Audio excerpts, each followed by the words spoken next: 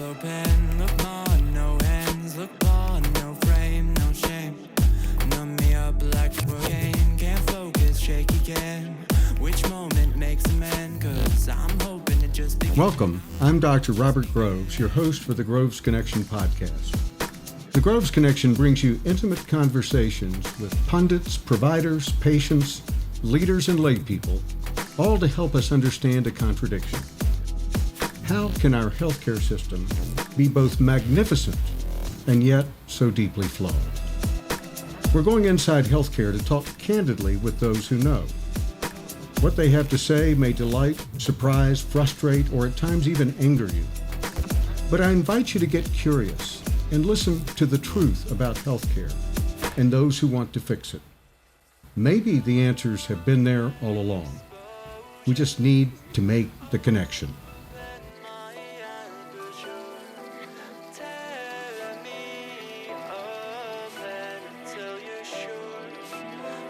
Are you ready to connect? Scott Becker, welcome to the Groves Connection. Dr. Groves, thank you so much for having us. What a pleasure to get to visit with you today. Thank you very, very much. You know, I am so excited about this opportunity to ask you some questions about how you got where you are and the milestones along the way and wherever else this conversation takes us. But I start way back. So I want you to think about elementary school days. What was your life like growing up? Where did you grow up? And what were you thinking? At that age, some of us are thinking, I want to be a fireman or a policeman. What was in your mind at that age, and how did that evolve? Sure. No, that's a great question and fascinating to draw back on it. So I'll give you 3 or 4 things from my early upbringing.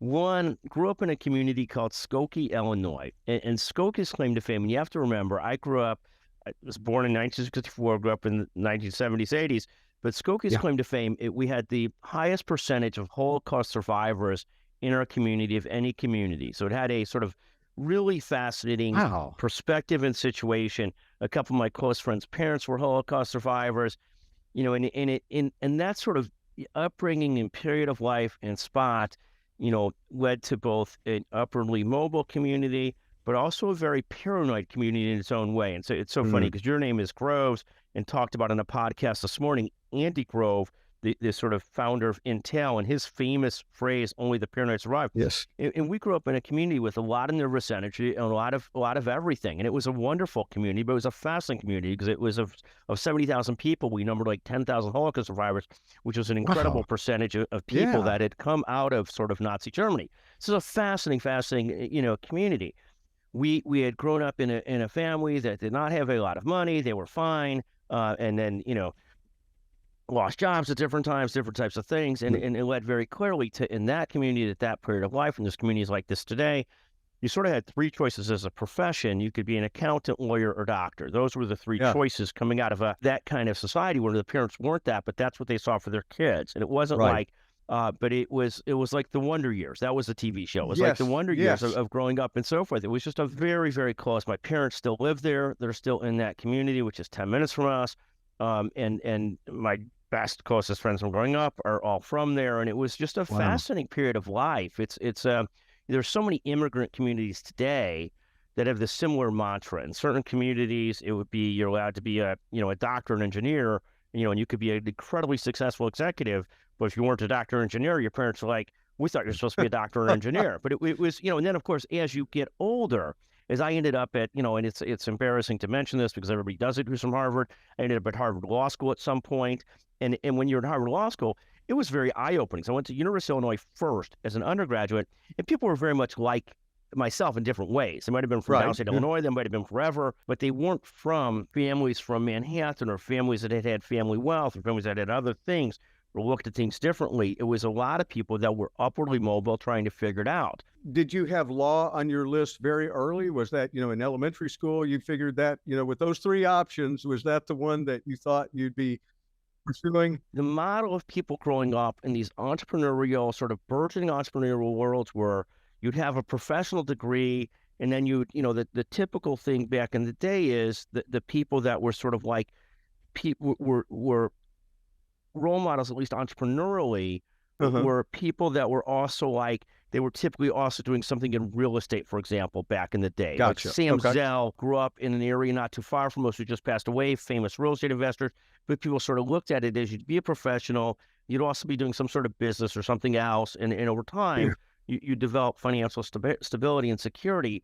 I really had not planned on being a lawyer. The lawyer was not the thing, and then I did really well on my law school admissions test. I took the law school admission test, the GMATs they were called. I took both of those. I did incredibly well on my law school admissions test and ended up getting into Harvard Law School. Wow. I was very fortunate, and this is to brag about my parents, not about myself.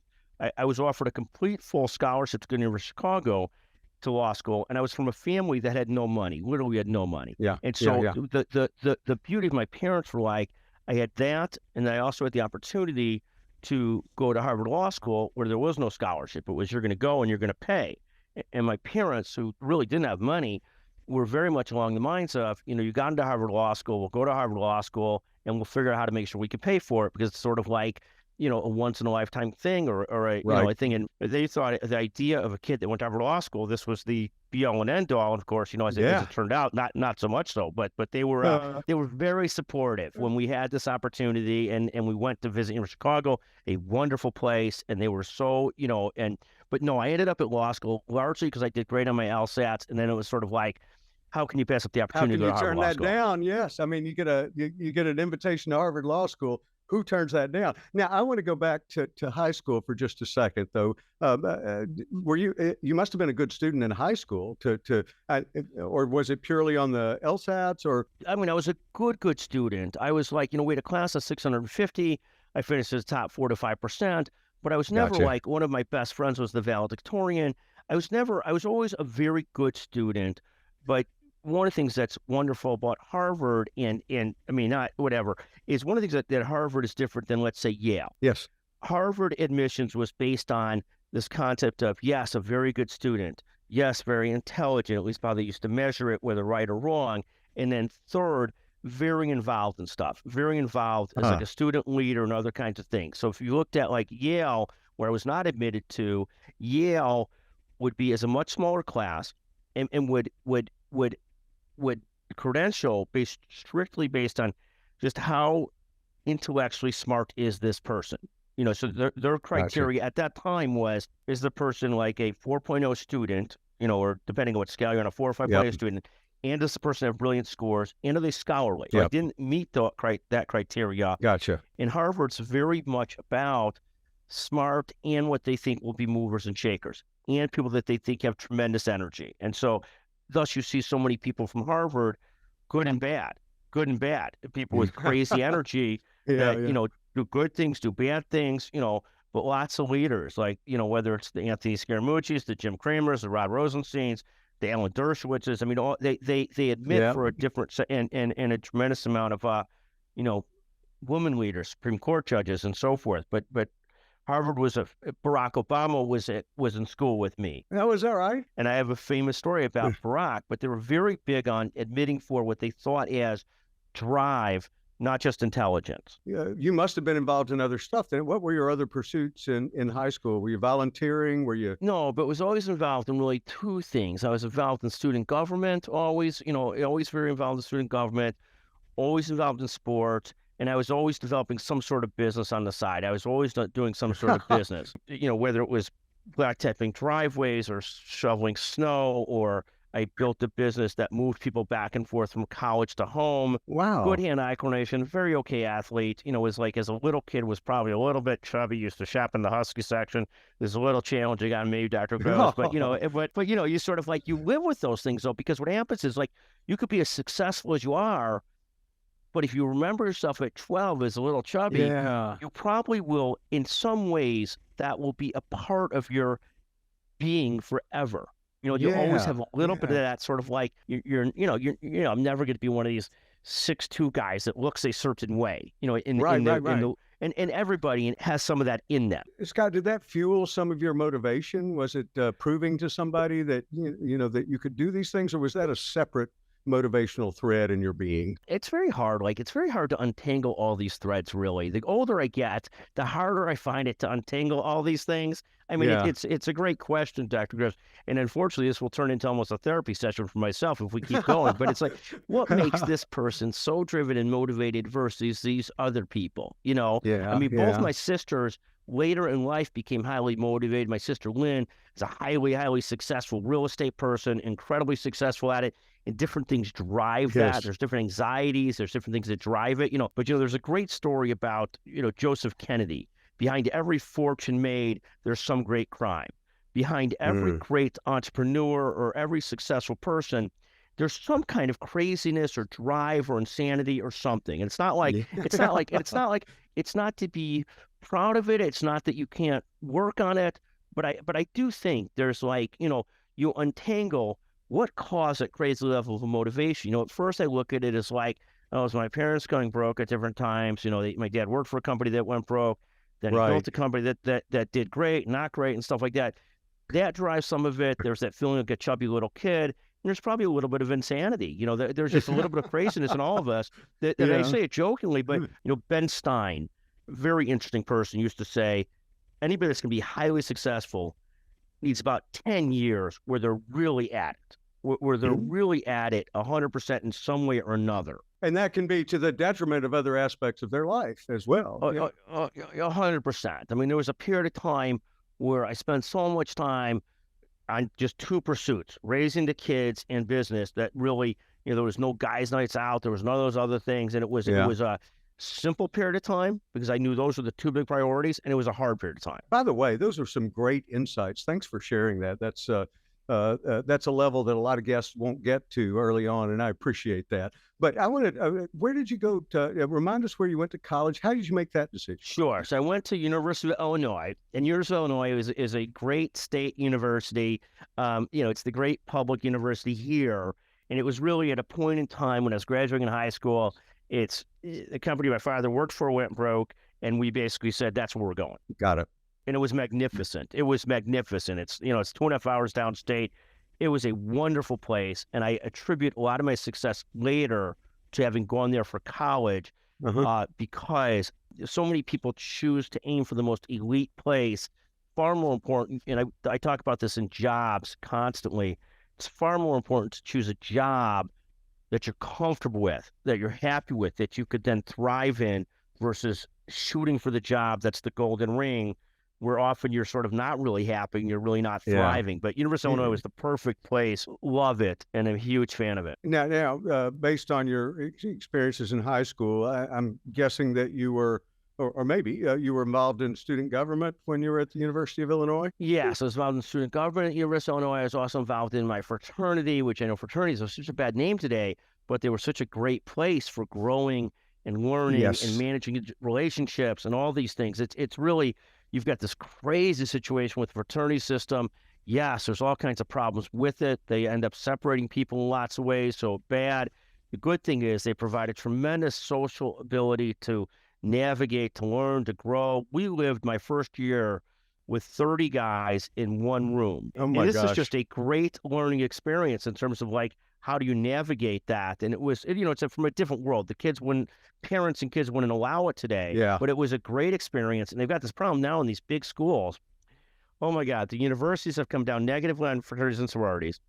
At the same time, more kids want to join fraternities and sororities than ever. Yeah. But by cutting down on numbers of fraternities and sororities, but more kids want to join them, they've had the opposite impact of making them more elitist versus less. I absolutely agree that's what's happening today. But I want to go back to a point you made about how that was, in some ways formative. And I think one of the things that is unique about our culture in the U.S. of A.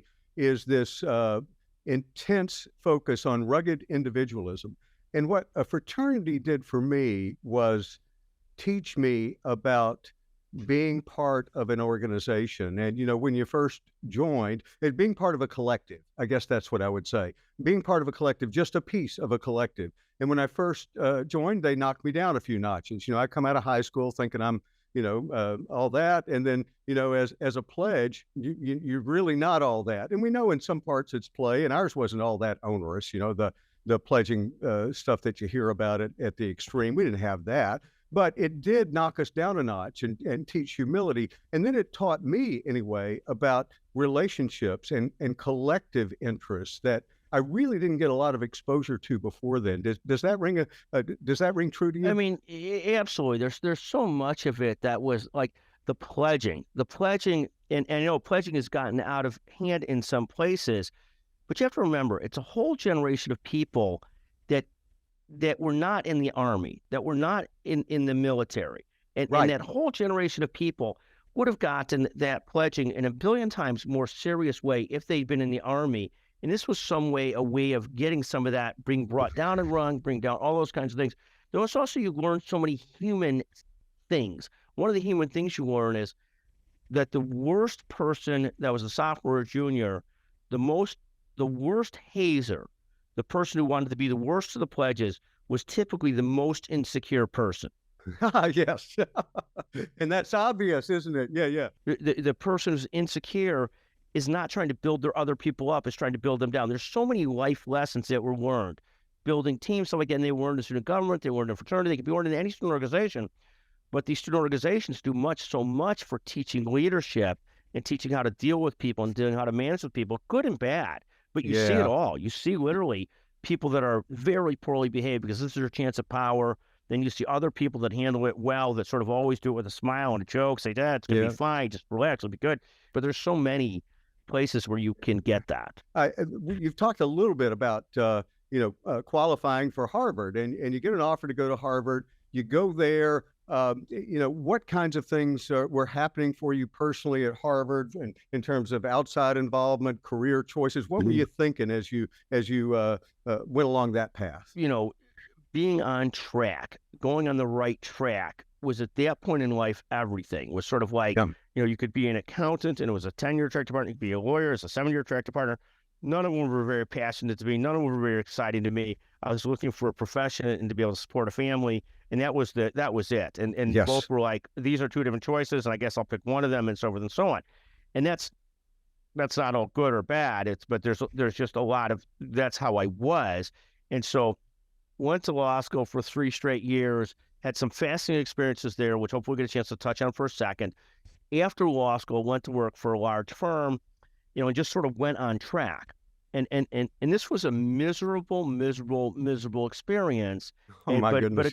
But a great learning experience. What I learned after a few years in a big law firm was the people that were happier in their career, at some point were able to take one step back and think about, what do they want to accomplish? Do they want to be the world's best at this? Do they want to manage teams? Do they want to be a rainmaker? Whatever it is. And those people, and I think this is probably true in almost any profession, those people that ultimately decide, this is what I want to do. Even if what you're deciding to do is, I just want a job and to be a father. I just want to make a living and be a father. Whatever it is, what I found professionally is the people that are happiest in what they do have put some time into ultimately assessing and determining, this is what I want to do. And those first several years in my 20s, I had no idea what I wanted to do. And it wasn't until I was 28, 30 that I started to have more clarity about, okay, here's what I'm trying to accomplish. Here's what I want to do. And then I did a podcast recently on the most important job decision. And this was about something we talked about earlier, and it goes back to the college versus elite college discussion. But the most important job choice I ever made was choosing as my second law firm a place where I had friends that were at that were enjoying it and happy. And I figure if I'm in a position, if I'm in a place where I'm happy and enjoying it, or an environment like that, then I'll figure out how to thrive again. You hold a unique position in American healthcare, and that's been built up over a period of time. I understand that. I'm sure there's a lot of hard work that went into it. Talk us through that journey from your working as a junior attorney in a big firm. You move to a place where you think you can be happier. Then what? What happened to? Yeah. So this is thank you. That's a great segue. So this was about 30 years ago, and what happened was, so at a large law firm. So I spent 3 years in the law firm. Went through for a year, basically just tapped out once a year, worked for almost a year for my father's business, very small business. That was fine. It was actually fine. My father was fantastic, but it was not what I was going to do long run. And by that point, I had more clarity of what I wanted to do. At the large law firm, you were either treated well or poorly based on whether you had clients or not. If you controlled the business, you were treated well. If you didn't control the business, you were treated like a dog. I didn't want to treat anybody like a dog, but I also didn't want to be treated like a dog. So I came out of that experience thinking, okay, if I go back to work at a law firm, my goal has to be to both thrive and find a way to build a practice. So in my late 20s, I started Becker's Healthcare, and it was really when I first started it, it was about branding myself as a healthcare lawyer to build a business as a lawyer in the legal business. And so, for the first 5-7 years or so, it was really about that. And then what happens is I was building this thing, newsletter, we had a small conference and so forth. And this goes back literally 30 years ago. Our surgery center conference is in its 31st year or so now. And the law firm, because I was a young person, wouldn't really support it. So I had to pay for it myself. I had to grow it myself. I had to fund it myself. And that ended up being the best thing that ever happened to me because I was able to control it and own it for the long run. And what happens is about 5-7 years into it, it was making some money. I started to understand that this is actually a business, not just a marketing thing. Right. And at that point, it really turned from being a legal marketing, trying to build a brand as a lawyer, into what we think of today as a business-to-business media company, as a media company around healthcare.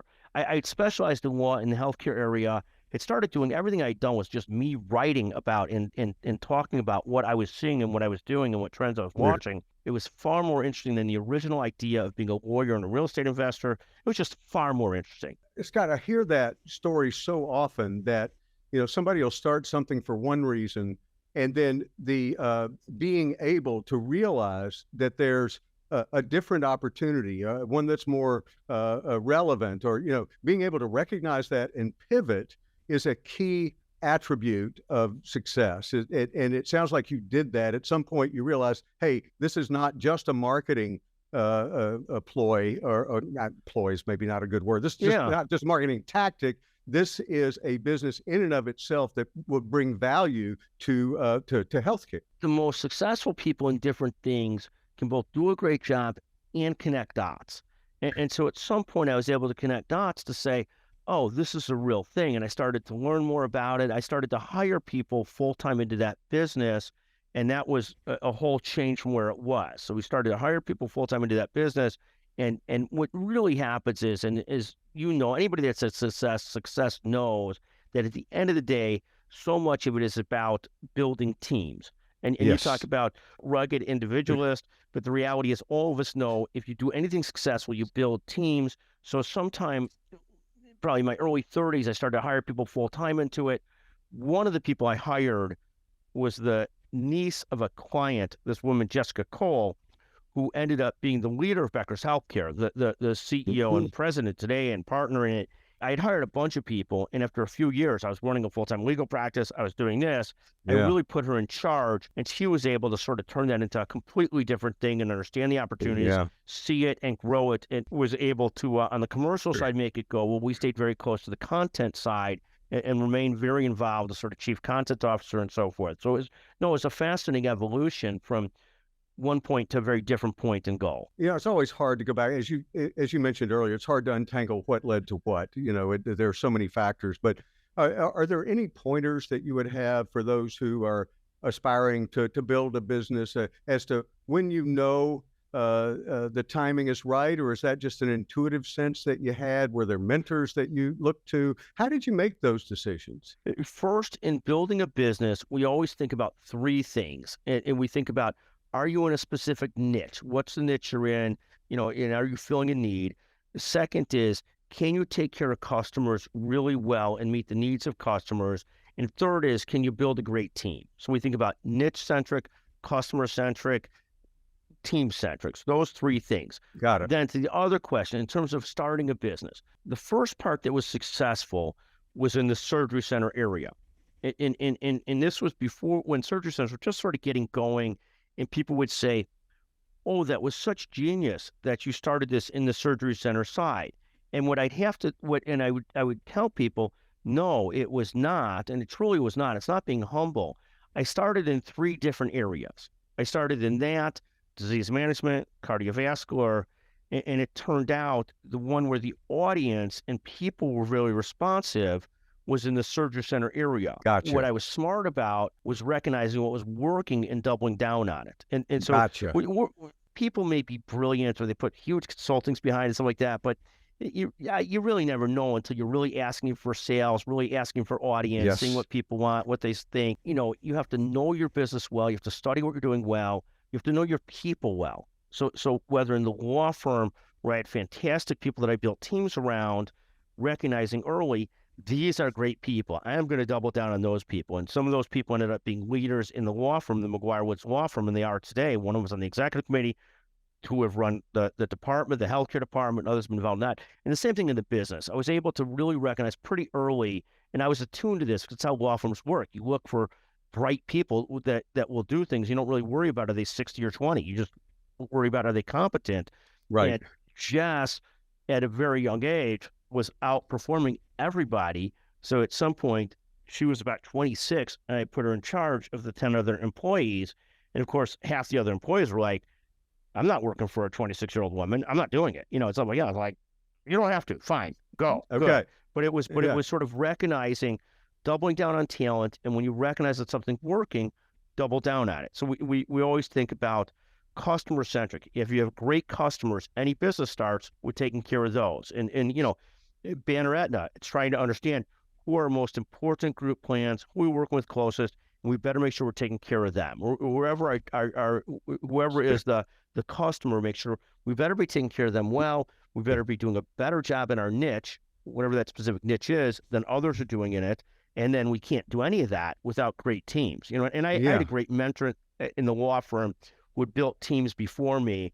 And it was pretty clear to me, God, if you want to build a practice, you can't, the rugged individual thing is long gone. You just couldn't do it. You had to have a team. Yes, absolutely. Now, let me ask you, are there any principles you follow in building great teams? And, how do you recognize talent? I mean, you look at drive, intelligence, can they work with people well?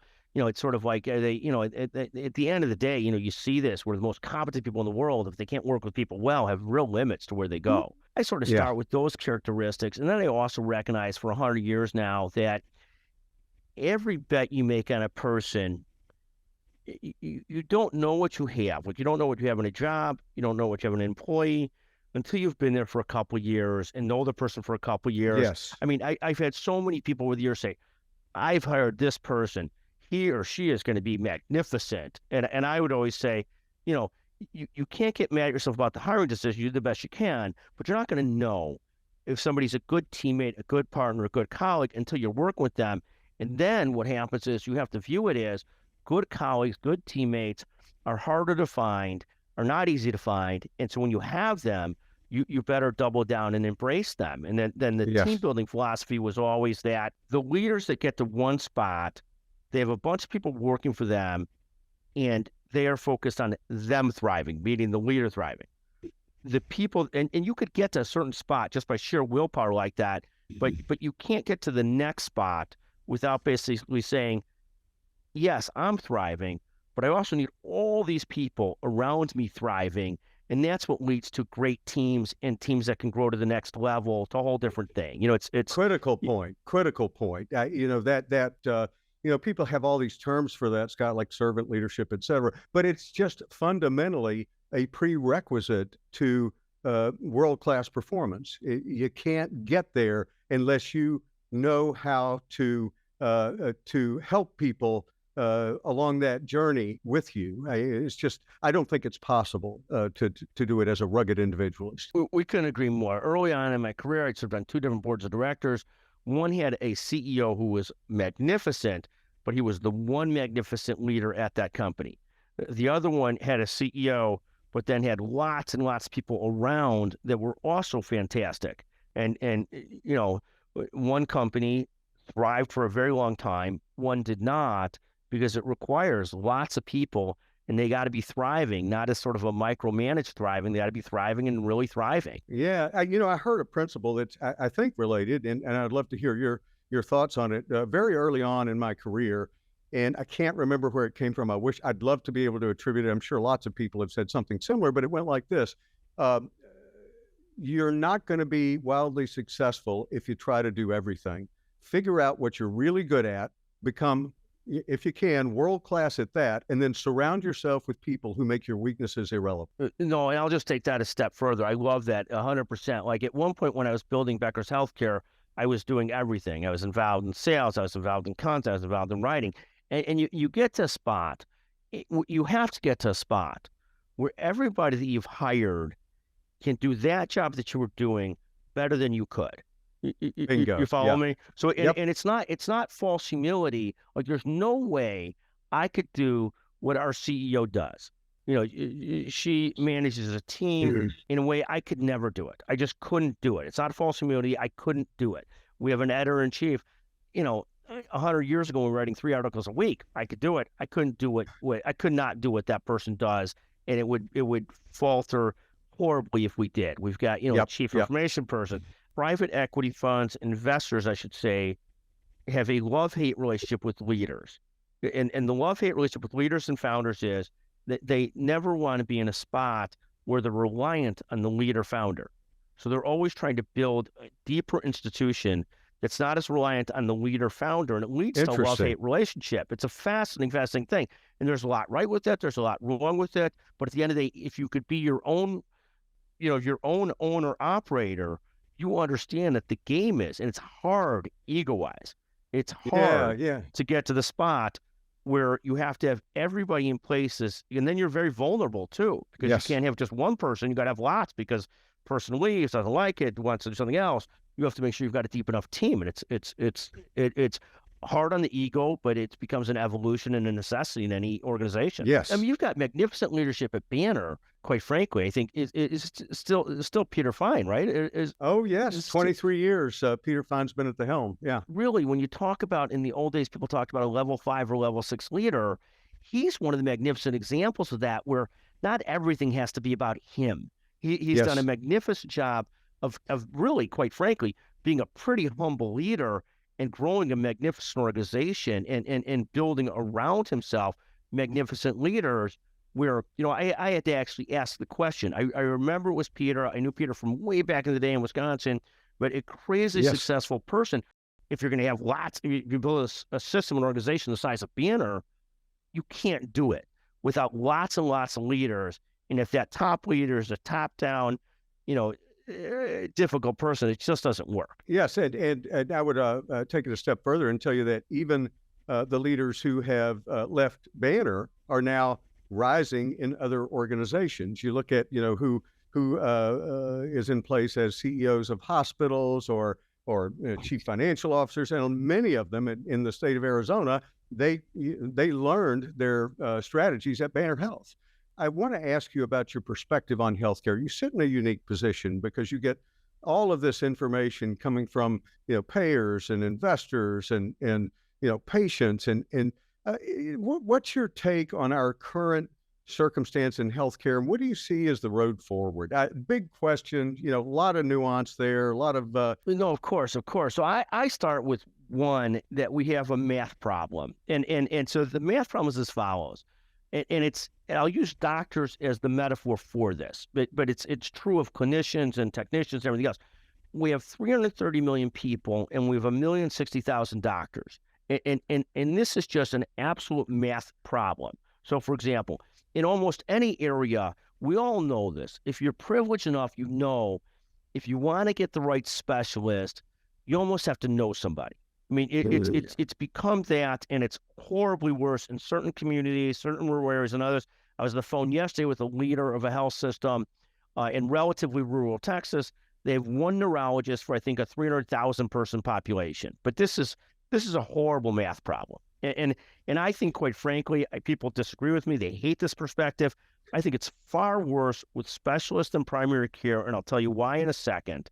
But with specialists, we've got to figure out a way to create many more specialists much more quickly And there's been some potential solutions. They talked about creating, there's probably enough medical schools, but the medical schools can't admit any more people because there's not enough residency spots.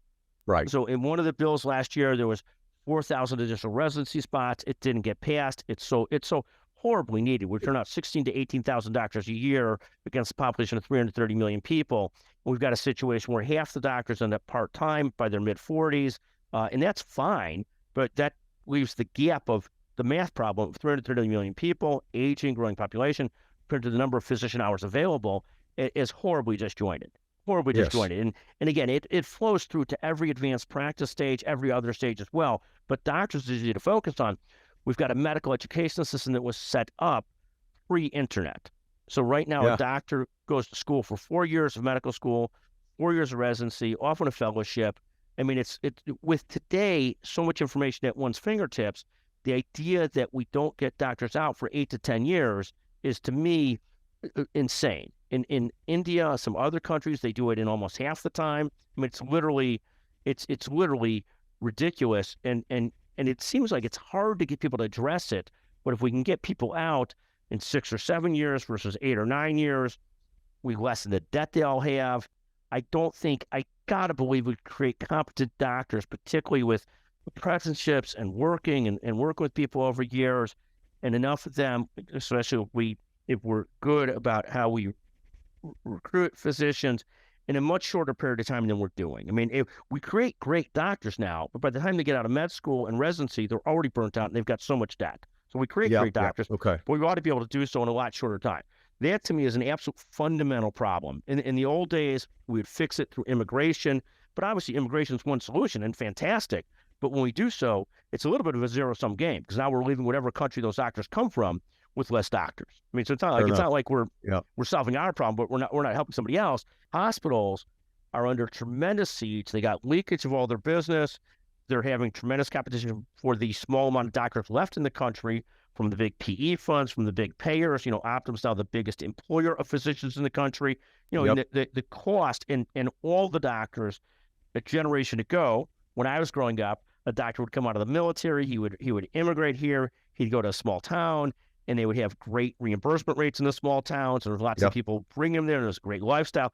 Now everybody's moving to the major metropolitan areas. So you've got these multiple confluences of trouble in the bidding up of the cost of doctors because it's supply, demand, and math problem. We need more doctors, more nurses, more clinicians, and there's lots of challenges. And obviously, technology can supplement some of that.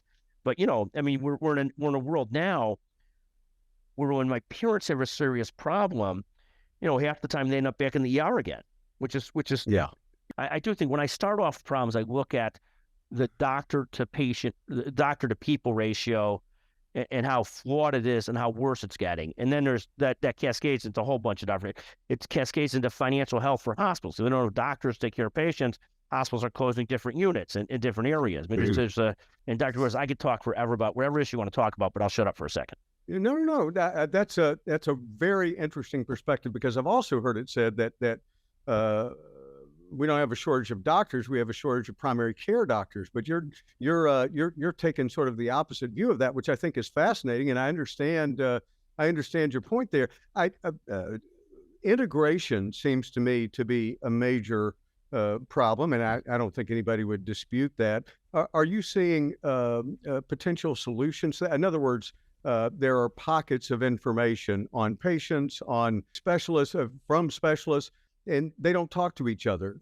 The specialist you see might not have any information on the primary care visit you had last week.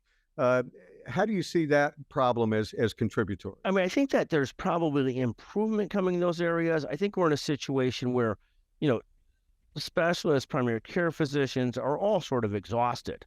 So if you don't make it easy for them, and maybe that's an overstatement, but those that are practicing full-time medicine, to me, strike me as largely, exhausted. Unless they've built a procedure practice, they can do their X procedures a month, make a great living, they seem exhausted. And so the distinction with primary care is it's very easy in a lot of primary care areas for great advanced practitioners, well-educated advanced practitioners, physician assistants, and others to do a lot of what we expect from primary care physicians. And Okay, and it's not that we might not be able to replace the primary care doctor who's been practicing for 30 years, but there is so much that could be done by, particularly with the amount of information out there today, by well-trained PAs and advanced practitioners practicing at the top of their license.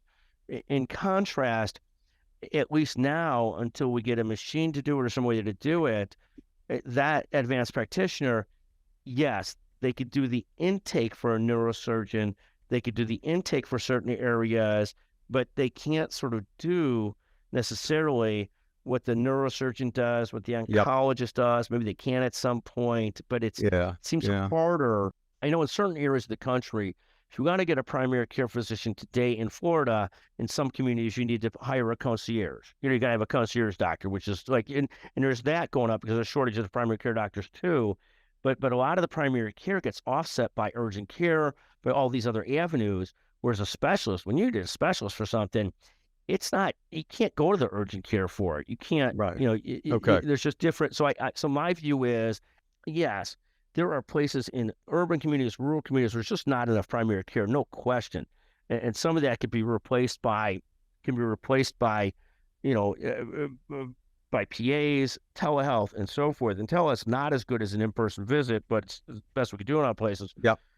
But when I get to a rural community, in a pretty big rural community, and there's one dermatologist for 400,000 people, there's not enough people to take care of the Mohs surgery. There's just not. They can't staff behavioral health hospitals, psychiatric hospitals, just not a psychiatrist. And so it's like you have to flood the zone with enough people to be able to fix the supply-demand issue. I think it's a math problem. I get the point now, and it's a very interesting one. As you know, it's not a very common one that for people to raise, that we don't have enough specialists. But I love different perspectives, because I think it's through that process that we come up with new ideas that may end up actually solving this, because we've been working on value-based care now for a couple of decades, and I haven't noticed that prices have been slowed very much. I mean, we still have increasing prices, and so the question comes up: is this version of value-based care going to get us there? And I would look at it from two perspectives. This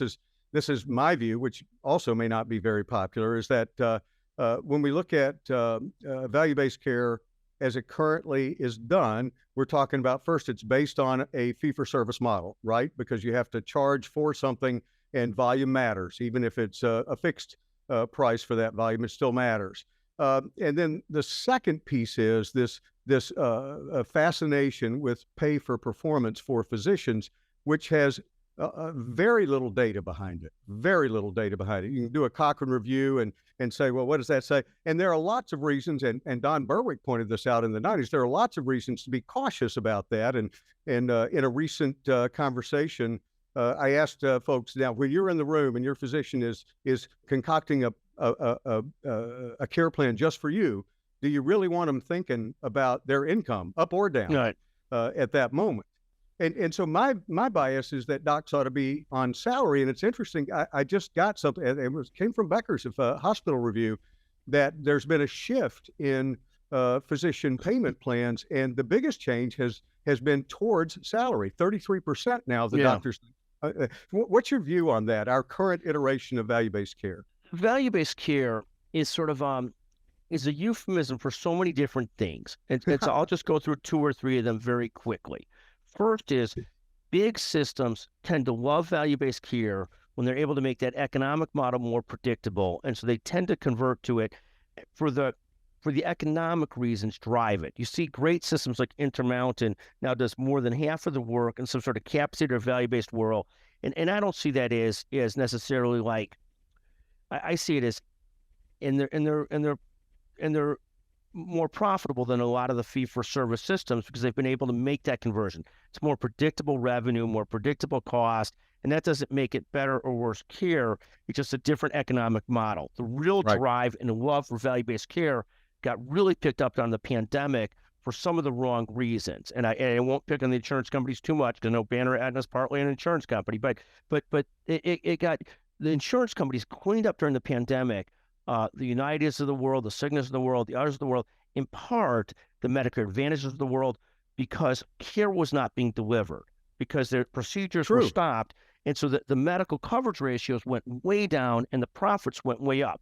And thus you got a huge conversion in the world to, oh my God, Medicare Advantage is the best thing ever. Capitation is the best thing ever. But for some of the, not really, I think necessarily some of the right reasons. The third thing and data point I'll point to is the two countries who have had to go the hardest core towards value-based care are the biggest countries in the world, are China and India. And they've had to do so through just they don't have enough doctors, clinicians, nurses. There's no way around it. They had to convert to as much preventive care as possible, because the concept being we need to be preventive because on the back end, we don't have the doctors and nurses that we need. So here's what I would say. I would say, as the old adage, trust but verify. If I look at the situation in India with 1.4 billion people, the concept of not having enough doctors and clinicians is an absolute disaster. You could try and be preventive care based. We all know at the end of the day, preventive care really means we need the buy-in from the 330 million of us, and we're a continuum of people. We're just a continuum of people on every single way, stretch of the imagination. We're a continuum of willpower. I act well in this part of my life. I act poorly in that part of my life. I oversnacked last night. I overdid this. We're all a continuum of a million different things. The model in India, where they went through several months during the pandemic, where their hospitals and health systems were just overridden because they just didn't have enough doctors and nurses. If you remember this period of time a couple years ago, China, the same thing. China had to lock everybody up for as long as possible because on the backside, they don't have enough doctors and nurses to take care of their people. So people could talk about all they want about payment models. I don't think it's about payment models. I think it's about having enough doctors and nurses to take care of us. The payment model dispute, like this is the beautiful thing about Medicare Advantage, and you know this. We all know this. Medicare Advantage has now become more than half of Medicare. Yes. Trump was for Medicare Advantage. Biden was against Medicare Advantage. Then Biden converted, became pro-Medicare Advantage. Of course, there's the insurance companies, the lobbies got with him and so forth, but he became pro-Medicare Advantage.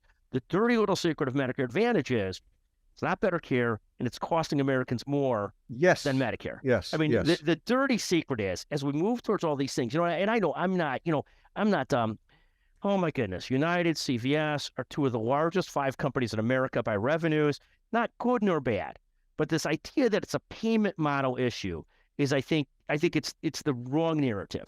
The real narrative is we need more doctors and nurses to take care of people, plus technology, of course. But the idea that like a doctor does something bad because there's more procedures, of course, you're going to have a percentage of doctors that operate in every need they see because they're like, that's how they get paid. Of course, you're going to have some of that. You're going to have some of that in anything you do.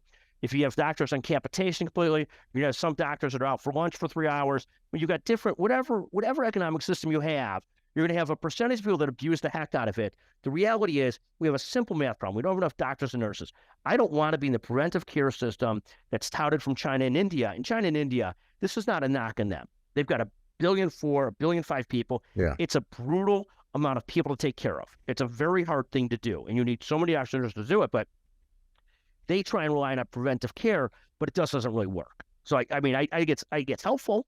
It's part of the solution, but the real solution is we need enough doctors and nurses, and people can debate the payment model thing all they want, but it's what we find out constantly is we debate the payment model, we move more towards capitation. The insurance companies are making so much more money. We've built so much more Medicare Advantage companies, so much more Centenes of the world, Medicaid Advantage companies, Medicaid managed care companies, but none of that's flowing through to hospitals and physicians like it should. So we need more doctors, we need more nurses, we quite frankly need enough hospitals. But the idea that it's a payment model issue, I think, is just hogwash. Interesting. I love that. The real issue is we have a math problem. We don't have enough doctors and nurses, clinicians. A fascinating perspective that you don't hear often, and I like that. I like bringing in different perspectives. So that's one that I had not embraced before, but I will give it some serious thought. We're going to wrap up here because I know you've got to tell us what you're doing later this afternoon. Well, we have the beauty of the last few years of coaching high school tennis, and so I get to go watch a couple of our kids still compete in the state tournament today. But they're now in the back draw. They won their first 2 rounds, lost a round, but great kids, and I take great pleasure in it. It's like like so many of these things in life. I'm a fine tennis player. I was never as good as I'd like to be, so I enjoy coaching now. It is, if you can't do, you teach. So this is where I'm at. You know. Oh, that's fantastic, and I best of luck in that tournament. I hope that you guys get a win out of it. And I think that's a great place to wrap up. Scott, you've been so generous with your time, and it has been an enjoyable conversation. There's so much more to talk about. I hope at some point in the future we'll have the opportunity to talk again. Thank you for being here. We would love to. You do a wonderful job of making it easy to talk. So thank you so much. I hope I didn't put too many people to sleep, but thank you. With that, we're going to say bye-bye. You've been listening to The Groves Connection, your connection to the inside story on healthcare, featuring in-depth interviews with those who know. You can find us on Apple Podcasts, Spotify, and anywhere else you get your podcasts. If you like what you hear, give us a 5-star review to keep the connection going, and hit the subscribe button to be sure you never miss a beat. The Groves Connection is produced by Dr. Robert Groves. Original music, editing, and creative direction provided by Alden Groves. Production support, content guidance, courtesy of Janae Sharp and Elizabeth Barrett. Thank you for listening.